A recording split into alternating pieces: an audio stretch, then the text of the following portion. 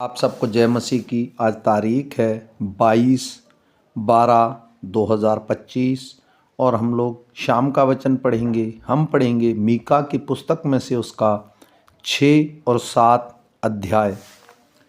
जो बात यहोवा कहता है उसे सुनो, उठकर पहाड़ों के सामने वाद विवाद कर और टीले भी तेरी सुनने पाएं।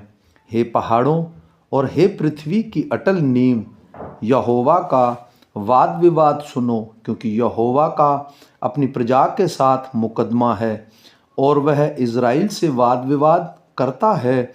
हे मेरी प्रजा, मैंने तेरा क्या बिगाड़ा है? क्या करके मैंने तुझे उकता दिया है?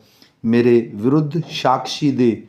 मैं तो तुझे मिस्र देश से निकाल ले आया और दास्तव के घर में से तुझे छुड़ा लाया और तेरी अगुवाई करने को मूसा, हारून और मरियम को भेज दिया। हे मेरी प्रजा, स्मरण कर कि मोआब के राजा बालाक ने तेरे विरुद्ध कौन सी युक्ति की और बोर के पुत्र बिलाम ने उसको क्या सहमति दी, और शित्तीम से गिलगाल तक की बातों का स्मरण कर, जिससे तू यहोवा के धर्म के काम समझ सके। मैं क्या लेकर यहोवा के सम्मुख जाऊं और ऊपर रहने वाले परमेश्वर के सामने झुकूं? क्या मैं होमबलि के लिए एक एक वर्ष के बछड़े लेकर उसके सम्मुख जाऊं? क्या यहोवा हजारों मेंढों से या तेल की लाखों नदियों से प्रसन्न होगा? क्या मैं अपने अपराध के प्रायश्चित में अपने पहले उठे को या अपने पाप के बदले में अपने जन्माए हुए किसी को दूं? हे मनुष्य, वह तुझे बता चुका है कि अच्छा क्या है, और यहोवा तुझे से इसे छोड़ और क्या चाहता है कि तू न्याय से काम करे और कृपा से प्रीति रखे और अपने परमेश्वर के साथ नम्रता से चले। यहोवा इस नगर को पुकार रहा है और संपूर्ण ज्ञान तेरे नाम का भय मानता है। राज दंड की और जो उसे देने वाले हैं उसकी बात सुनो। क्या अब तक दुष्ट के घर में दुष्टता से पाए हुआ धन और छोटा ऐपा घृणित नहीं है?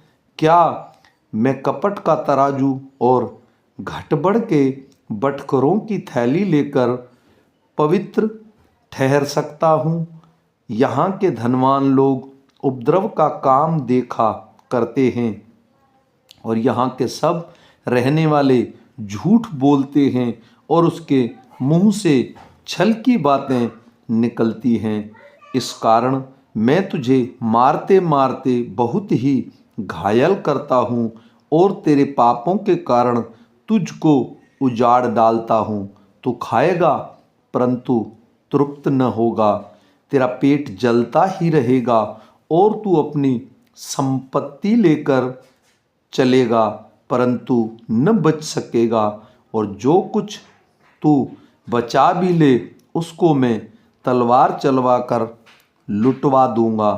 तू बोएगा परंतु लवने नहीं पाएगा, तू जैतून का तेल निकालेगा परंतु लगाने न पाएगा, और दाख रोंदेगा परंतु दाख मधु पीने न पाएगा, क्योंकि वे ओमरी की विधियों पर और आहाब के घराने के सब कामों पर चलते हैं और तुम उनकी युक्तियों के अनुसार चलते हो। इसलिए मैं तुझे उजाड़ दूंगा और इस नगर के रहने वालों पर ताली बजवाऊंगा और तुम मेरी प्रजा की नामधराई सहोगे।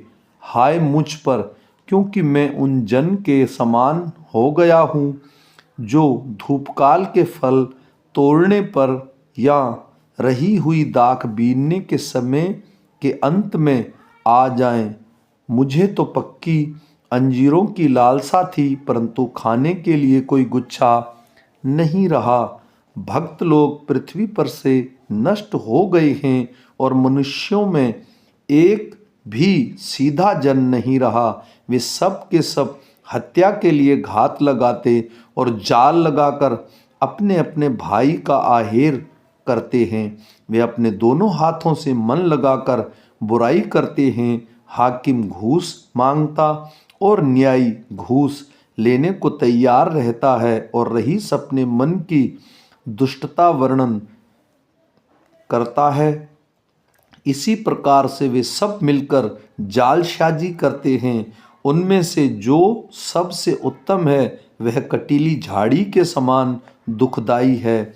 जो सबसे सीधा है वह कांटे वाले बाड़े से भी बुरा है। तेरे पहरुओं का कहा हुआ दिन अर्थात तेरे दंड का दिन आ गया है। अब हे छिद्र चौंधिया जाएंगे। मित्र पर विश्वास मत करो, परम मित्र पर भी भरोसा मत रखो, वरन अपनी अर्धांगिनी से भी संभल कर बोलना, क्योंकि पुत्र पिता का अपमान करता और बेटी माता के और बहू सास के विरुद्ध उठती है। मनुष्य के शत्रु उसके घर के लोग होते हैं, परंतु मैं यहोवा की ओर ताकता रहूँगा। मैं अपने उद्धारकर्ता परमेश्वर की बाट जोता रहूँगा। मेरा परमेश्वर मेरी सुनेगा। हे मेरी बैरिन, मुझ पर आनंद मत कर, क्योंकि ज्यों ही मैं गिरूँगा त्यों ही उठूँगा, और ज्यों ही मैं अंधकार में पड़ूँगा त्यों ही यहोवा मेरे लिए ज्योति का काम देगा। मैंने यहोवा के विरुद्ध पाप किया है, इस कारण मैं उस समय तक उसके क्रोध को सहता रहूँगा जब तक कि वह मेरा मुकदमा लड़कर मेरा न्याय न चुकाएगा। उस समय वह मुझे उजियाले से निकाल ले आएगा और मैं उसका धर्म देखूँगा। तब मेरी बैरिन जो मुझसे यह कहती है कि तेरा परमेश्वर यहोवा कहाँ रहा, वह भी उसे देखेगी और लज्जा से मुंह ढांपेगी। मैं अपनी आँखों से उसे देखूँगा, तब वह सड़कों की कीच के समान लताड़ी जाएगी। तेरे बाड़ों के बांधने के दिन उसकी सीमा बढ़ाई जाएगी। उस दिन आशूर से और मिस्र के नगरों से और मिस्र और महानद के बीच के और समुद्र और पहाड़ के बीच के देशों से लोग तेरे पास आएंगे। तो भी यह देश अपने रहने वालों के कामों के कारण उजाड़ रहेगा। तू लाठी लिए हुए अपनी प्रजा की चरवाही कर, अर्थात अपने निज भाग की भेड़ बकरियों की, जो करमेल के वन में अलग बैठती हैं।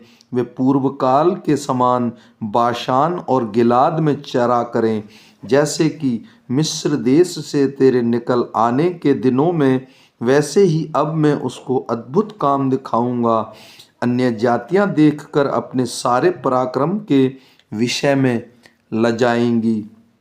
वे अपने मुंह को हाथ से छिपाएंगी और उनके कान बहरे हो जाएंगे।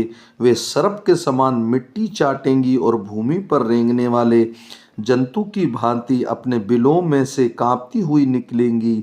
वे हमारे परमेश्वर यहोवा के पास थरथराती हुई आएंगी और वे तुझ से डरेंगी। तेरे समान ऐसा परमेश्वर कहाँ है जो अधर्म को क्षमा करे और अपने निज भाग के बचे हुओं के अपराध को ढांप दे। वह अपने क्रोध को सदा बनाए नहीं रहता, क्योंकि वह करुणा से प्रीति रखता है।